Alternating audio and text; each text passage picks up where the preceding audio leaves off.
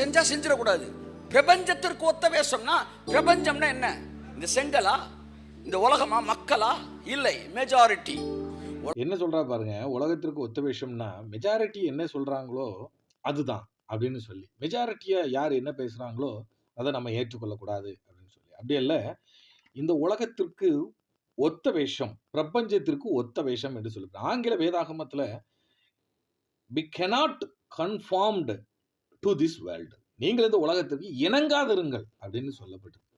ஆகவே இந்த உலகத்திற்கு இணங்க வேண்டாம். இந்த உலகத்தில் உள்ள எல்லாத்தையும் ஈவன் இந்த உலகத்துல என்னென்ன இருக்குதோ ஒன்றிலும் இணங்க வேண்டாம்.